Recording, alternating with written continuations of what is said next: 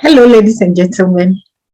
Once again, I'm coming your way with a topic that will help us. It's very bright out there, and that means that the Lord has been good to us. We thank God for another day where I can come your way with a topic on health. And this is the online pregnancy school. We have been talking about pregnancy. We have been sharing a lot of information as to how pregnant women can stay healthy so that they have a good pregnancy outcome. But please remember that whatever we talk about can be applied to other people who are not pregnant and even to men, because health is a state. It is not just because you are not sick that you say you are healthy. It is a state. Your mind, your whole being, the way you feel, the way you relate to people, everything about you will speak to your health.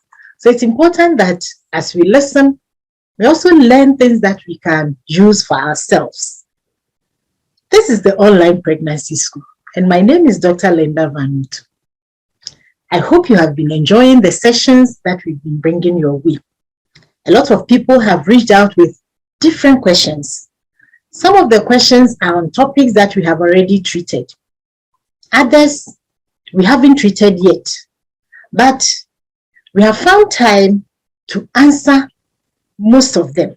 If I haven't answered your question yet, please, I'll be doing that soon. So don't worry, just continue watching. And those who watch on Health TV, they have been sending a lot of questions, and I'm very, very grateful. For those who have subscribed, I say a very big thank you. Please share the link with somebody. As I always say, pregnancy should be a time of joy and not anxiety or fear. Unfortunately, every day, somebody, a woman somewhere, dies because of pregnancy and related complications.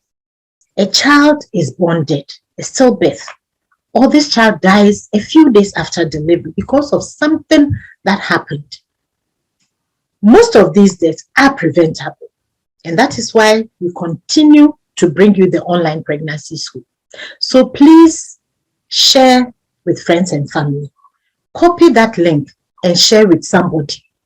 Let the person learn about it. Even if you are yet to marry, you are yet to be pregnant, this is good for you. So please go ahead and share. And if this is the first day you are watching us, we have had so many sessions, many of them, and you can find all of them on YouTube, the Pregnancy School with Dr. Linda Van Utu. So please go there, check them out. Some of the people who have sent us questions, I've sent them the links to the videos on the questions that they are asking, and they have found them very, very useful. So I hope you will do that and you find them useful.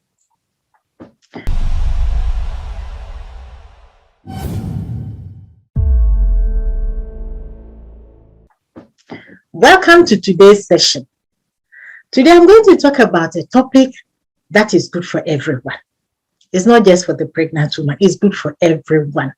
So stay tuned and take notes and see how this will be helpful for you.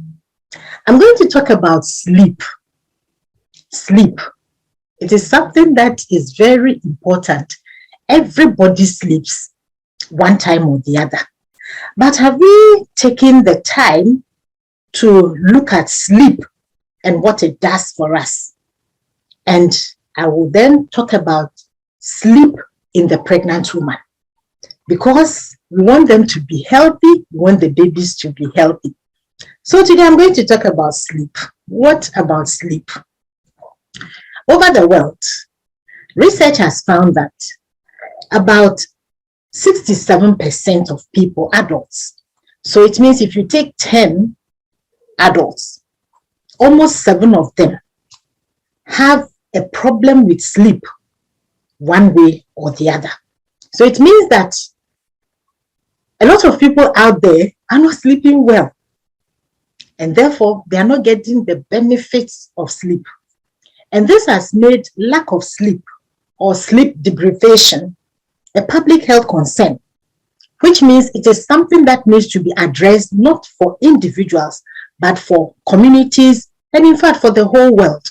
And I'm sure you will all agree with me that looking at the situation that we have been in with the COVID and a whole lot of other things, so many people have had challenges and a lot of them have not been able to sleep well.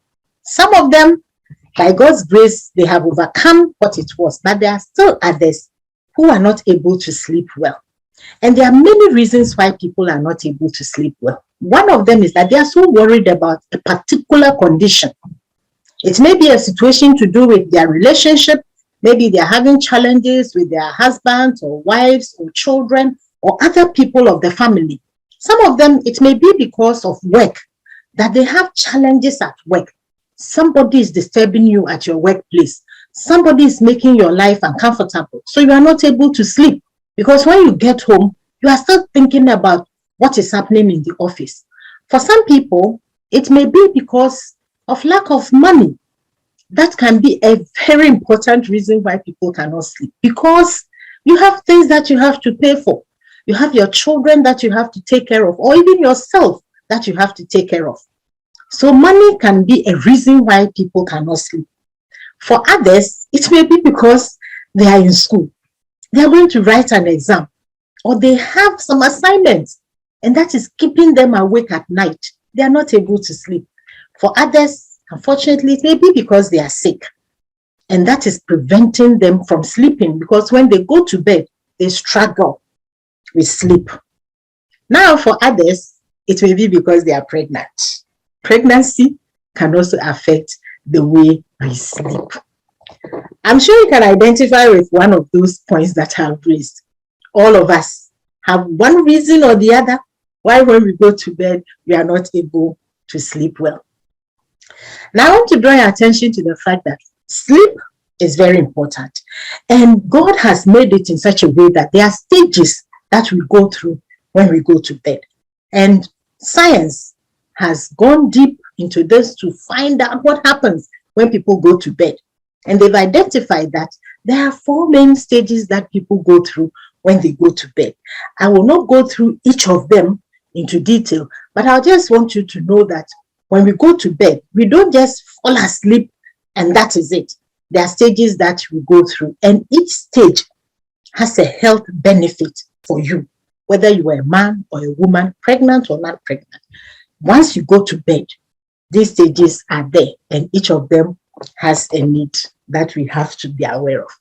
Now, when we go through the stages, very, very briefly, the first stage is when we have gone to bed, we are awake, and we are going to sleep. So that is the transition from being awake to falling asleep, and it can be very light. This is the time that the slightest noise can wake you up. There are some people that when they go to sleep, even a pin dropping will wake them up, which means that they are still in that first stage and they haven't gone deeper. So if you are somebody who is going to sleep and you know that there are people around or there's some noise around that will wake you up, it means that you have challenges moving from this stage to the next one. Now, the second one is when the body now goes into relaxation. Initially, we are awake, but now the body goes into relaxation. Our temperature now drops a bit, and then our breathing or our heart rate and the rate we breathe also goes down a bit, preparing us to sleep. And then our muscles also relax. You see that when somebody is asleep and you lift the arm, it just goes back. Unlike when I'm awake and you want to lift I can push it back. So that is it. The body now prepares to sleep. That is the second stage. Now, when we get into the third stage, we find that the blood pressure also calms down. Our breathing also slows down. Our muscles relax even further. And it is a deeper level of sleep. It is more difficult to wake people up when they are in this stage. So you find that somebody sleeps and you try to wake the person up. The person will not wake up, as opposed to the person being aroused immediately after going to bed. So this is that kind of stage. Now, unfortunately, if somebody is in this state and the person is waking up promptly or quickly, that person may be disoriented. So I believe you have gone through that before, that you were asleep very, very deep in the sleep, and then you were waking up and you wonder, where am I? Sometimes you wake up, am I in a different place? You are not even sure. And in this state, it is challenging for that person because the person will be disoriented when he or she is aroused suddenly from sleep. Now, during this time, what happens is that the body is in a state where it is restoring itself, repairing itself, and also putting the mind together. What happens is that you can just look at it like during that time of sleep, the body tries to clean itself, so to speak. The brain works to take away things that are bad. So in that sleep period, the body is working on itself. And I always link this or refer to this as the beach. In the night, the waves will come and clean the beach so that the beach is clean for the next morning. And that is what happens. So during this time, the third stage of the sleep, you find that the body is working on itself, trying to repair some tissues, trying to restore some things, trying to remove certain things. The brain is trying to work very well. So that is the time of the third time. Now, when we get the third stage, when we get into the fourth stage, the brain becomes more active. And this one, they say that the eye will move very, very fast. They call it the rapid eye movement. This is the time that the eye is moving fast. Even though we are asleep and the eyes are closed, it will be moving very, very fast. And the brain produces certain things that help it to wake you up. So at that time, the body is preparing, although still relaxed, like somebody who is very, very deeply asleep, relaxed. It is still working, trying to get you to wake up. And then it also uses the breathing to prepare you to wake up. So you find that the heart rate that went down and the breathing that went down, now they start coming up, which means that you are preparing to wake up. So we have gone through the first stage, the second stage, the third, and now we are in the fourth stage where the body is preparing to wake up. It is also at this time that we dream. So that is the time that people have dream. And then research has also shown that people become creative at that time. It is at that time that people's minds are working and thinking about certain things. So if people are able to sleep well and get to this fourth stage, it helps them. It helps the brain in its work. I hope you are learning something. Ladies and gentlemen, today I am talking about sleep. And as I said, it's not just for the pregnant woman, it's for everybody. Every one of us, I'm sure, one time or the other, you have had a challenge with sleep. Whatever the reason is, you know it. But you have had a challenge with sleep where you went to bed and you could not sleep, either at the beginning, or you woke up early, or you just tossed left and right till the morning and you could not sleep. I'm sure that has happened to you. It has happened to me before, I'm sure to everybody. We have all been, most of us have been to school before, we have written exams before, we have gone for interviews before. The next day you're going for interview, you are so frightened you are not able to sleep. But it is very important that we sleep. And sleep is very, very important. Now I'm going to look at the pregnant woman. This is the online pregnancy school, so we cannot talk about anything without referring to the pregnant woman somewhere along the line. So now I'm going to look at why some pregnant women are not able to have a good night's sleep. So we are going to look at why. First of all, we have spoken about hormones so many times, that the hormones are very important during pregnancy. They help to keep the baby inside the womb. In fact, they start even before then, with menstruation for women, ovulation, and then when the woman becomes pregnant, when the sperm meets the egg, how it becomes embedded in the uterus, and all that. All these are controlled by the hormones, and the growth. So many things that go on are controlled by the hormones. One of the things is that the hormones make this woman feel very warm.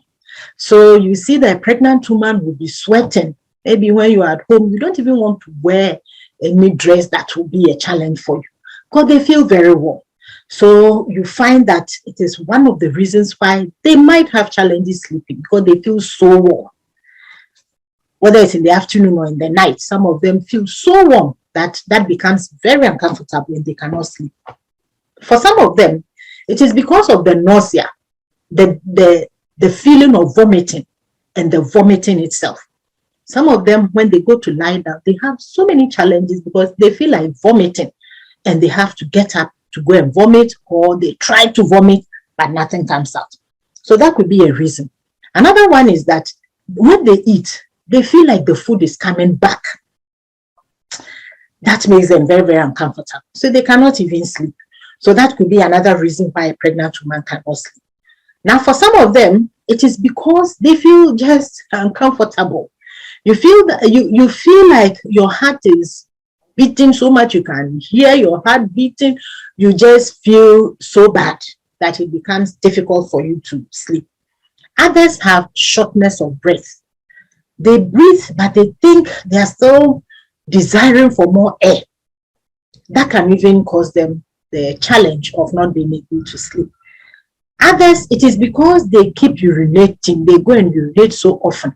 Now, the bladder where the urine collects before we go to urinate is close to the uterus, just behind it. So when it becomes full and the uterus is also pressing, then you feel like urinating. So the slightest pressure, you want to urinate. And that can be a challenge that when you sleep, you have to be waking up very, very often, frequently to go and urinate. So that could be a challenge for us. Now, the other one is what they call the restless leg syndrome. The women feel that there is something crawling on their legs and they have to be moving the leg, even while they are in bed. So instead of being peacefully, lying down peacefully, no, their legs will be tingling and all sorts of things. So they keep moving their legs. It is very difficult for them when they have that particular challenge to sleep. So that is another area. For some women, it's because the nose get blocked. They have nasal congestion, all because of the hormones and the pregnancy and what happens, especially for those who snore. If they snore, then that becomes a problem because then they have some swelling or some fluid getting into the nose and all that, and that can be a problem. If you've ever had a cold and you are sleeping, you know what I'm talking about, that it can be very, very challenging for you because it becomes difficult to breathe. You open your mouth and your throat becomes dry, then you cannot sleep well because you may be coughing in the night. So that could be a challenge for them. For others, it is because they have low back pain. They have this pain at the back or even at the lower abdomen, just at the bottom of when you lift your tummy, that portion, they have that pain. So some of them, even though it is not time for them to get into labor, they can have this low abdominal pain and the low back pain, and that can cause them not to sleep. These are some of the reasons why pregnant women find it difficult to sleep. On top of all that, when the tummy becomes big towards the end of pregnancy, it pushes on the diaphragm, and that can also be a problem. When they lie on this side, they're having challenges. When they lie on that side, they're having challenges. They cannot lie on the back. They cannot lie. It is a problem. So that could be another reason why they cannot sleep. Ladies and gentlemen, if you have just joined us, today I'm talking about sleep. And I'm now talking about why pregnant women need to sleep well. But I just shared with you some of the reasons why they are not able to sleep well. Now, if they don't sleep well, it has consequences on the mothers and the babies. So I'll share with you some of the things that can happen if a pregnant woman doesn't have a good night's sleep. This is to help us as people in the house, to help these women to make them as comfortable as possible so that they can sleep well. And that will be beneficial to the babies and also to their mothers.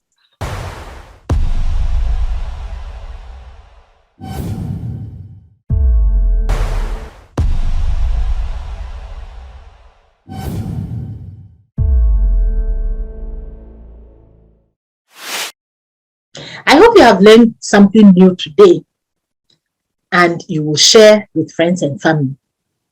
Please, people have been calling.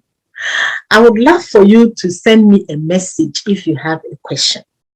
You can put it in the comment section, YouTube, Facebook, Instagram, anywhere that you watch us from.